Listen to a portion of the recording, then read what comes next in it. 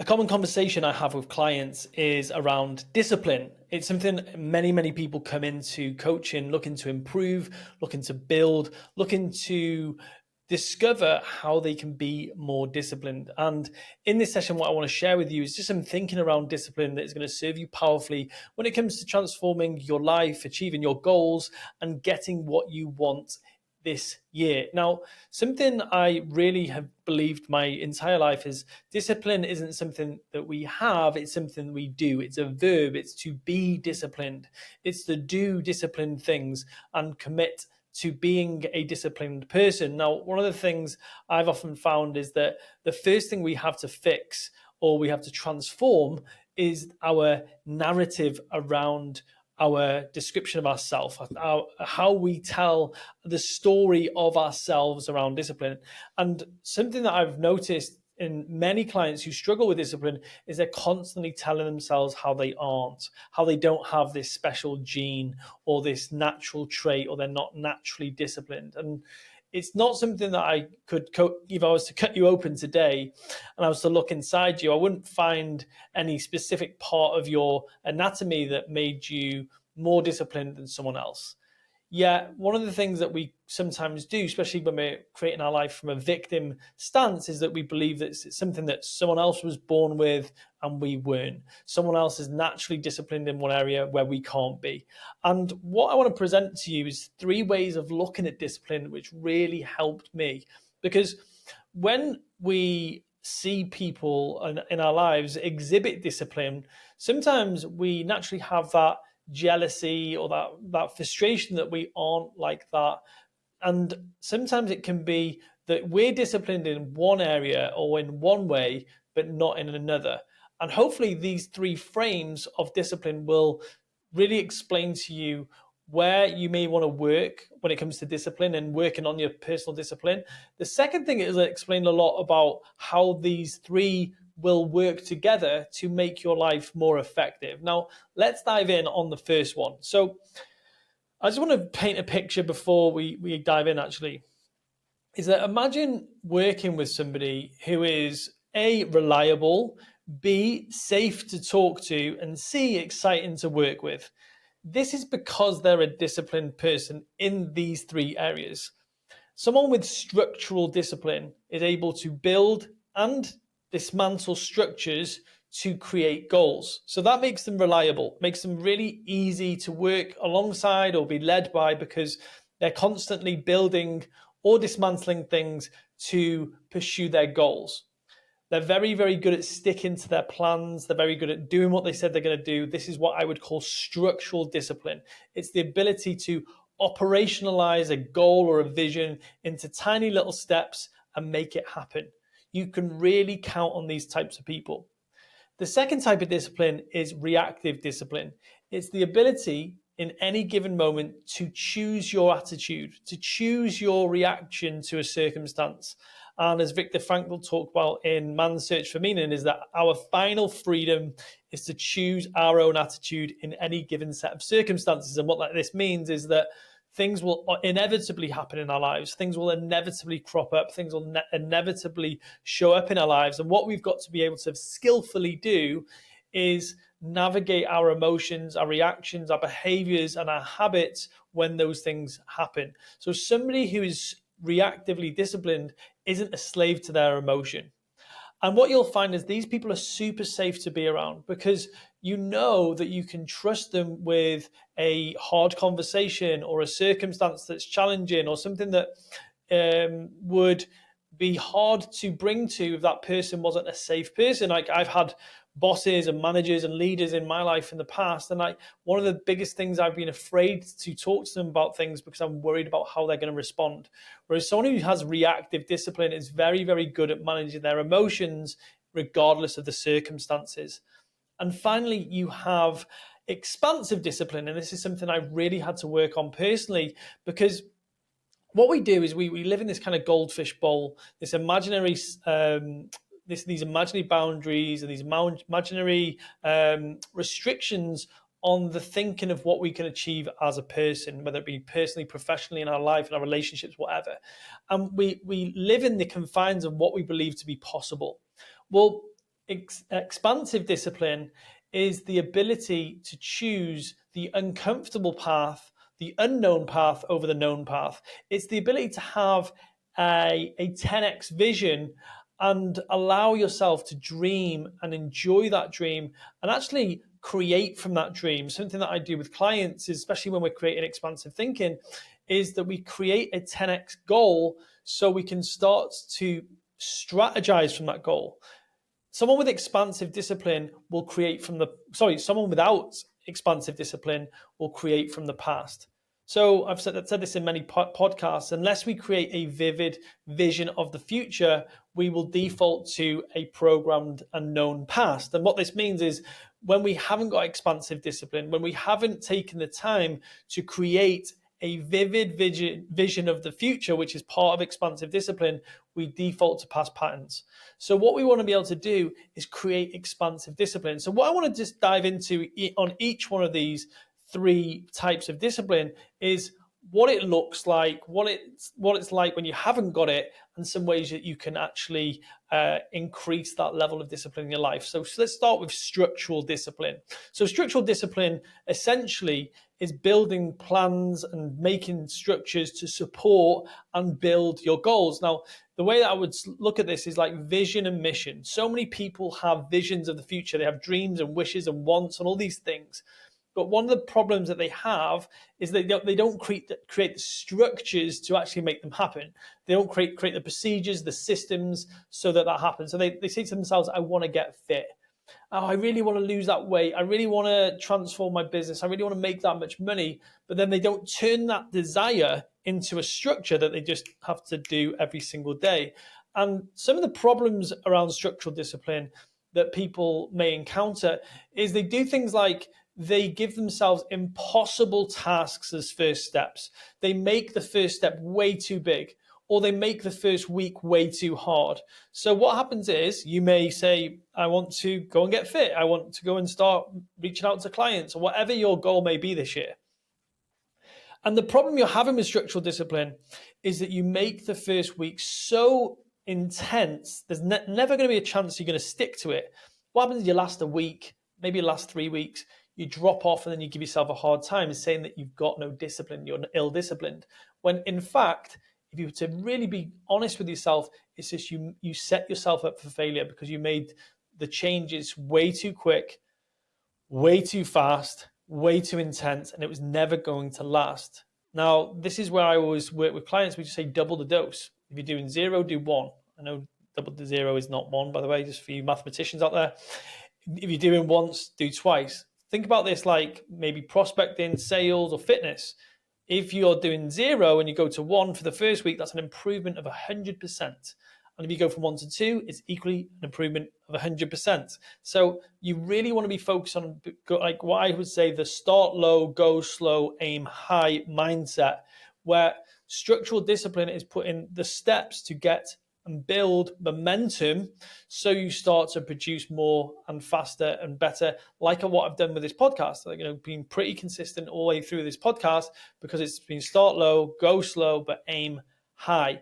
Structural discipline is the ability to command and obey yourself. Now, one of the problems you may have had with structural discipline is that you have commanded yourself, I'm going to go and start the gym on Monday, but you haven't obeyed that command. Now, the problem being, if you are consistently commanding yourself and not obeying yourself, it reduces trust. It reduces confidence. Confidere is the breakdown of the word confidence, which means intense trust. And what that means in terms of its root form is I have an intense trust in my word. I believe in myself. I trust my word. I trust my agreements with myself. Now, if you actually read the 4 agreements, one of the first agreements is be impeccable with my word, even to myself. And when we develop that muscle of commanding ourselves, I'm going to go to the gym on Monday. I go to the gym on Monday. I have it as a non-negotiable. When I repetitively do that, I build this intense trust in my word. And then all of a sudden that confidence increases.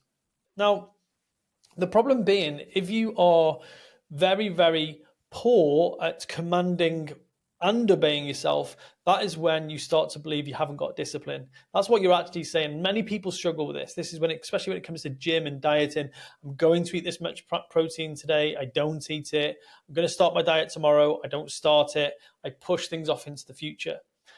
So what we've actually got to do, and this is what we do in coaching, is sometimes just look at the structure, like look at actually iterating the structure more appropriately so that you are more effective and it actually works. And that's a big part of behavior change.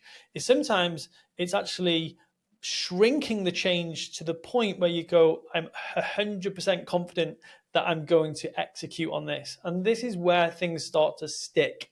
So many people go wrong with this. It's an easy fix and it will massively help your structural discipline. The final part of structural discipline, which I'm going to share this, there's many. I did a whole podcast on structural discipline. I realized that it was just boring to talk about just structural discipline. That's why I'm doing all three. Which is structural discipline is the ability to break down structures that don't serve you. Now, this is something that I've been undergoing a massive, what I call the great simplification project in my life, whereas I'm actually starting to break down so many of the old structures, patterns, habits, behaviors, thoughts, ways of operating in my day that used to serve me, but now take up more bandwidth. So I can't even think about adding to my plate. So many people struggle with structural discipline because they don't break enough structures down. And there's a great saying that every great idea outlives its purpose. So something that you used to do may have been really great. Like, I remember Poppy and I, when we first met, she used to travel an hour to the gym, and then she used to spend 2-3 hours in the gym, and then she used to travel an hour home. And at the time when she first started her fitness journey, that was great. It was really good because she spent lots of time in the gym. She learned to love the gym. It really helped her fall in love with going to the gym. However, as we started to become busy on our businesses, we had kids, there was no way that she was going to be able to fit a 4 or 5 hour gym session into a schedule. So obviously that changed. She broke down that structure. So what you've got to look at is that there may be some structures that have got you to where you are, but they're the same structures you're going to have to cannibalize to give you space to create new ones. And that's often the process that we struggle with. We don't fully get rid of those structures. So then we just end up adding to our plate and feeling overwhelmed, feeling busy, feeling like we're not going to actually have space in our calendar. And here's a bonus one, actually. If you're not really great at commanding and obeying yourself, your calendar is your best tool and weapon. Now, what I've noticed especially over the last 5 years, I've become so diligent with my calendar. As soon as there's an agreement to meet a client or do a piece of work or something I want to do, it goes into the calendar.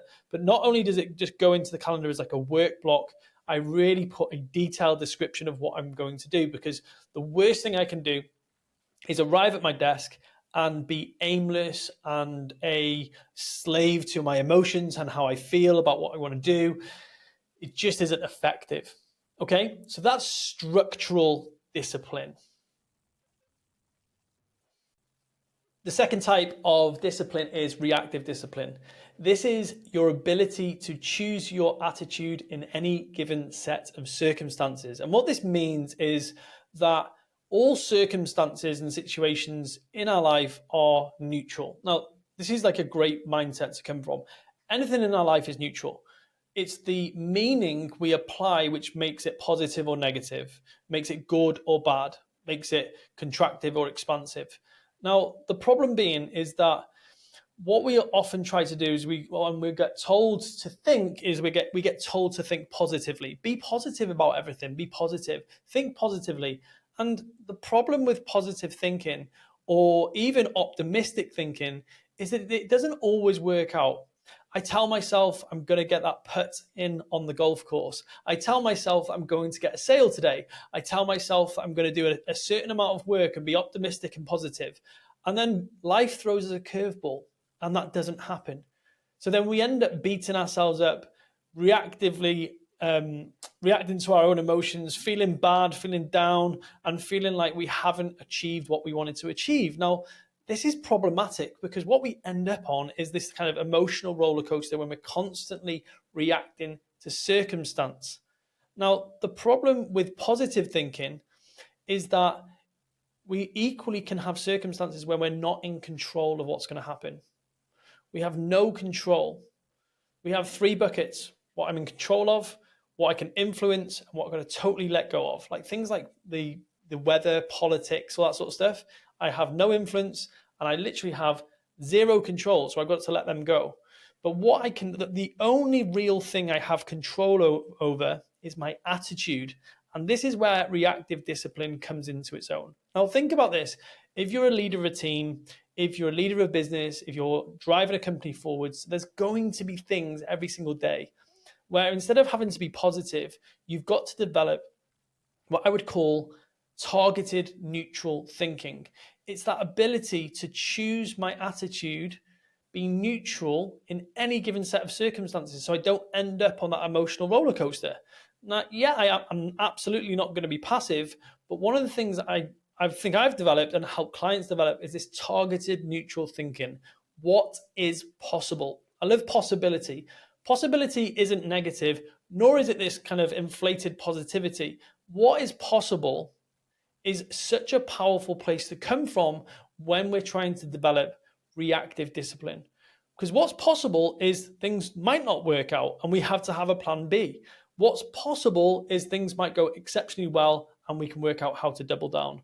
And what's possible is a very, very strong place to develop reactive discipline. Now, the thing about being a leader with reactive discipline is you become exceptionally safe as well. So imagine this: you've got a staff member who constantly sees you going up and down. You're positive, you're negative, you're going to say, I'm going to do it, then you say, I can't do it. And they just witness this kind of you on this emotional roller coaster where 1 minute you're up, 1 minute you're down. So they're going to be left in this place where they're constantly second guessing, is this a good time to speak to Ben? Is he going to be in a good mood? Is he going to be in a bad mood? Am I going to get what I want? I'm going to get told off. And you become very unsafe as the leader to confide in, because one of the things that people in your team are going to be doing is trying to second guess what's good to talk to you about and what's not. And I've been in teams, and I can confess that I've had people in my teams that have experienced this. I remember being in a kitchen. I used to work in a kitchen where I lived, and one of the chefs in the kitchen, I was so unsure of what mood or what kind of temperament he was going to bring into the kitchen that day, and it was so unsafe. I could never confide or share anything. It was very, very. It was actually like quite anxiety creating for me as an employee. Now, if you're someone who's not steady, who's not safe, you are an absolute nightmare to work with. People will tread on eggshells around you. They won't confide in you, and they'll often do things that will lead to you not being able to trust them because they don't trust you. So this lack of trust. So by developing this reactive discipline to stay neutral, to stay open, to stay what I say, soft-fronted and strong-spined, it means that you're much safer as a leader to be around. And I'll just elaborate on that final point there. A soft front and a strong spine means that you allow things to penetrate you. You're not got this stiff front where you're aggressive or reactive. You allow things to just slowly seep into you, but you've got a strong spine and well boundaried so you don't buckle under criticism or things that may hurt a little bit or things that are said about you that you don't like. And you're able to go, oh, yeah, I can see that might be a way you might see that. Or, yeah, I can see why that might have been hurtful for you. If you are sharing with a leader who I would call is a hard front and soft spine, they've got a very hard exterior. If you give them feedback, they often react to it. They tell you you're wrong. They make you feel bad for sharing what you thought or said. And this is because the reason they're doing that, and if you're listening to this as an employee and you've got a manager or a boss like that, is that their spine is so weak. There's so much pain, uncertainty, self-criticism, and self-judgment that it's actually weakened them in their, structurally. So if they were to let all these hard and maybe kind of confrontational thoughts that you have about them in, it would really hurt them. So they just develop this really what I would call hard front. And I've noticed that with people that I've coached. I've noticed it in myself when I've felt really hurt or when I've felt really vulnerable. I've just created this really stiff front. Now, one of the fixes for this, one of the things that you can do if you're a leader that's experiencing this, is deep work. It's deep work, it's therapy, it's learning to just breathe into those comments that really are hurtful and absorbing them. The actual book, which is really helpful for this, is Radical Candor by Kim Scott. It's this like a lot of the feedback that we get from clients, customers, colleagues, co-workers, board members, directors, if they come from a place of caring personally and challenging you directly, and you create a culture for that, it really does help so many people develop this reactive discipline. Now, honestly, this is probably the most important skill I believe that you need to develop as a leader. Like, honestly, reactive discipline is one of the very rare skills that you see in so many people. And when you come across a leader who is so safe, so easy to talk to, you can say anything, you can joke, but you can get serious work done. There's a really clear communication of boundaries, what's okay, what's not okay. When you come across that kind of leader, it's amazing. They're so great to work alongside. I die for those kind of people because they're just like so great to work alongside. And I've had a number of coaches, mentors, and even bosses that have been like that. Not too many bosses, but maybe definitely coaches and leaders in my life. So that is reactive discipline, the ability to manage your mindset. Now, the actual way I would say that you can develop this is what I call higher level mind management skills. Now, higher level mind management skills can be anything from developing knowledge of the tools. I use the tools by Phil Stutz, where you can start to manage your mind differently and manage your emotions differently by transmuting some of the strong, powerful emotions that you have. For example, if you are having distaste or hate or frustration at someone, you can use that as a reverse indicator that you need to send them love. And by outflow of love towards them, you change the way that you perceive them in your mind. And that is mind management skills at its highest and utmost. So there's so many skills that you can learn for this. And I could probably do a whole podcast on reactive discipline and mind management skills for that. But honestly, targeted neutral thinking and also transmuting some of the really high emotions that we have is a really powerful way to manage our emotions. The final discipline I want to talk about is expansive discipline. It's the ability to choose the hard path over the easy path. It's the ability to make the uncomfortable decision over the comfortable decision. Now, my coaching and the foundations of my coaching come from this belief that what one can be, one must be. And what this means, it was actually a statement by Abraham Maslow, was that in any given set of circumstances, we are making one of two decisions. We are moving forward into growth and what we can be, or we're moving backwards into comfort. Now, the problem being that so many clients, so many leaders, so many people come into my coaching office, they come into my room, we sit together on Zoom, and they say, I'm successful, things are happening, I'm making money, I'm safe, I've got a really great job, I've got a great partner, but something's missing. I don't feel comfortable. I feel anxious. I feel depressed. Sometimes I feel borderline suicidal. And they can't quite compute how they got there. Now, expansive discipline states that if we make the uncomfortable choice continuously, we don't move towards discomfort. We actually move towards growth and momentum and joy. And joy is the happiness that we experience, or happiness is the joy that we experience striving towards our potential. So that's actually what's going on when we exhibit expansive discipline. The flip side of that is that when we make a comfortable decision, a seemingly comfortable decision, which perpetuates the status quo. Okay, well, and this year I'm not going to strive for a promotion. I'm not going to try for children. I'm not going to go and stretch myself in my fitness. I'm not going to do this. I'm just going to coast. I'm just going to be comfortable. I just want to have an easy year. Now, albeit sometimes we need that. Sometimes we need to just slow down a little bit, maybe That might be where you've needed. You might have had a tough year. You might have had some trauma going on the previous couple of years. Stability might have been your goal. The problem being, when we perpetuate the status quo, when we make the comfortable known choice, it doesn't lead us towards long-term comfort. It actually leads us towards psychopathological situations and states. And what this means is that because I'm not actualizing my potential, because I'm not practicing expansive discipline, what happens is I actually end up in discomfort. Okay, I gain weight. I feel less confident. I don't feel like I'm stretching myself. My relationships start to falter.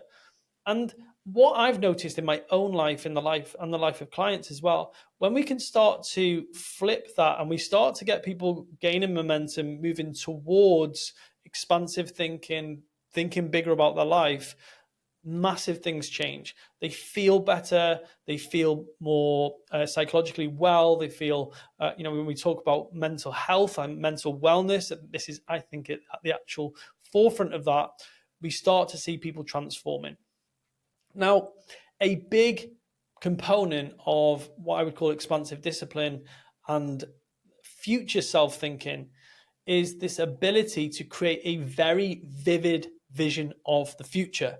Now, this is one of the things that I really did struggle with. I didn't realize how important this was until probably the last year, working with Ben Hardy, reading a lot of his work, like reading a lot of Dan Sullivan's work, reading a lot of future self papers on the internet about the psychology of future self. Here's what happens. Until we create a really clear and vivid picture of the future, we naturally default to the past and the patterns of the past. And it makes perfect sense because the brain is always looking for the path of least resistance.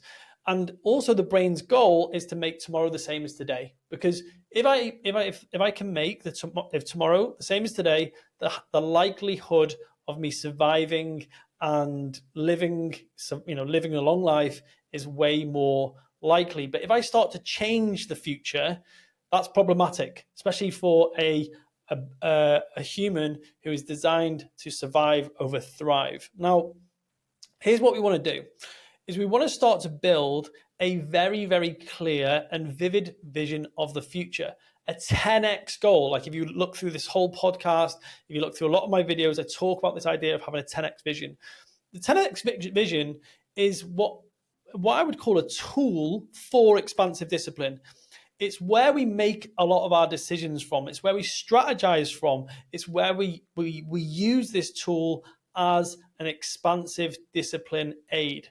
And what that'll help us do, it'll help us to really create this really clear picture that we can start to operationalize and use structural discipline to bring to life. Now, what I love about future self-thinking is that if I just create a structure every single week where I, first of all, check in with where I want to be 10 years from now, where I want to be 5 or 3 or 1. And then I look at and orient to that vision every single week. I'm using structural discipline and I'm using expansive discipline as well. So what then happens is I start to connect more and more with that future identity. So what I don't do then is I don't perpetuate my current circumstances or even the past. And that's what's the problem with so many people when they set goals. All they do is they look at what they've achieved in their past and they extend from their past. Whereas the new science, the new psychology of goal setting states that we create from the future.